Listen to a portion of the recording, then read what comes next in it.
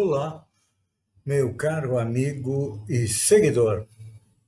Seja bem-vindo à nossa live diária da Reflexão Matinal, onde eu convido você para irmos em direção ao nosso coração para lá, como jardineiros espirituais, elevar templos às nossas virtudes, fazendo-as crescer, florescer e frutificar, pois são elas que nos alimentam, que nos impulsionam nesta longa jornada em busca da felicidade. Jornada essa que não começou na atual encarnação, não. Já tivemos centenas, milhares de encarnações sobre o planeta, nos 5 continentes também, em todas as raças. Já fomos brancos, negros, amarelos, peles vermelhas. Encarnamos como homem ou como mulher, dependendo da nossa necessidade e da programação encarnatória, como esclarece o Espiritismo, que diz mais. A felicidade está próxima de nós. Só que para colocá-la dentro do coração, precisamos arrancar de lá a erva daninha dos vícios e defeitos. Então, vamos colocar mãos à obra? E para nos auxiliar, como sempre, neste sábado, dia 13 de dezembro, estamos aí próximos do Natal, nada melhor do que uma passagem dos Evangelhos. E hoje é da Epístola de Paulo aos Filipenses, onde o apóstolo diz o seguinte: Irmãos, quanto a mim, não julgo que haja alcançado, mas uma coisa faço, é que, esquecendo-me das coisas que atrás ficam, avançando para as que estão diante de mim. É uma frase bastante completa, não é? Mas um significado bem forte. E eu vou repetir. Irmãos, quanto a mim, não julgo que haja alcançado, mas uma coisa faço. E é que, esquecendo-me das coisas que atrás ficam, avançando para as que diante de mim estão. Aqui Paulo tenta nos lembrar o fato que a gente vive é passado, presente e futuro. O presente é fugidio, é só um instante. O passado é bastante grande, apesar da gente não conhecer todo ele. E o futuro nós vamos construir. Só que o que acontece? Muitos de nós acabam vivendo presos ao passado. E o passado da atual encarnação. Costumam dizer, no meu tempo era melhor. Nossos mais idosos dizem isso, né? Mas, naquele tempo, as necessidades eram diferentes. E, muitas vezes, a gente deixa de construir o futuro pensando basicamente no quê? No passado. Então, Paulo lembra que se nos imobilizamos na estrada, a pretexto de amarguras acumuladas ou de ofensas recebidas, é importante lembrar que Paulo, o apóstolo intrépido, que, sobrecarregado de problemas, não se resignava a interromper o trabalho que o mestre lhe conferira. Paulo foi o escolhido para levar o evangelho para toda a humanidade. E ele nem tinha sido apóstolo de Jesus. Ao contrário, ele era um perseguidor dos cristãos, mas teve aquele encontro maravilhoso com o mestre às portas de Damasco, compreendeu seus erros e começou a mudança.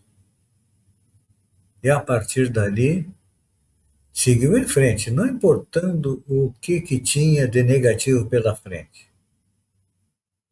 Até ser preso e depois ser assassinado em Roma. Mas ele não olhava para trás, não. Lembrava da tarefa que o mestre lhe solicitara, então. E Paulo não se entretinha em escutar os remorsos que trazia do seu tempo de adversário, porque, olha, a consciência dele pesava, porque ele foi o responsável, sem saber, pelo martírio de Estevão, o primeiro cristão que foi morto a pedradas. Ele era irmão da mulher amada de Paulo.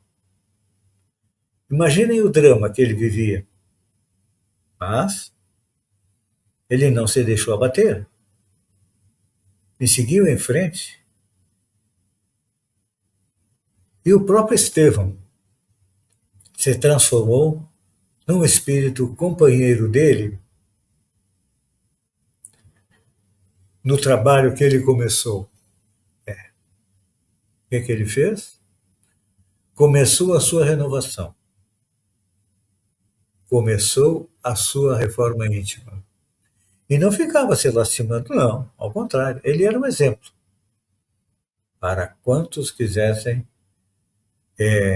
acompanhá-lo na divulgação do Evangelho. Ele não tirava férias, não. Ele não trabalhava 6 horas por dia e depois parava. Não, Paulo trabalhava 24 horas.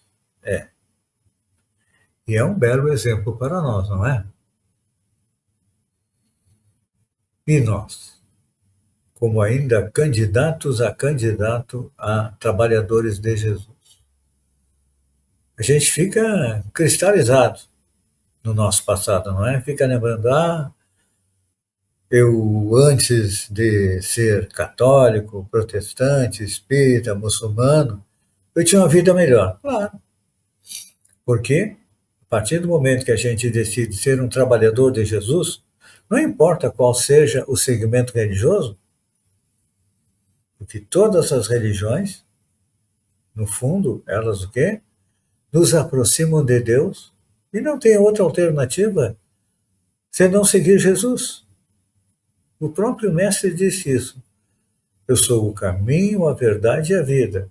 Ninguém vai ao Pai senão por mim. Ou seja, se quisermos ser seguidores de Jesus, trabalhadores de Jesus, nós temos que colocar dentro do nosso coração a lei que rege o universo, que é a lei de amor. Então, enquanto nós não amarmos indistintamente a todos, não seremos aquele trabalhador de Jesus como Paulo, mas cada um tem o seu tempo. Cada um está num patamar evolutivo. Então, o pouco que você possa fazer de amor, com certeza vai ser levado em conta no momento em que você retornar à pátria espiritual. Porque lá nós vemos com a missão. Lá nos comprometemos. Eu desta vez eu vou colocar em prática os ensinamentos de Jesus. Chega aqui, a gente esquece o compromisso e se preocupa mais com o mundo do que com a nossa espiritualização e com a nossa espiritualidade. E aí, depois temos choro e ranger de dentes.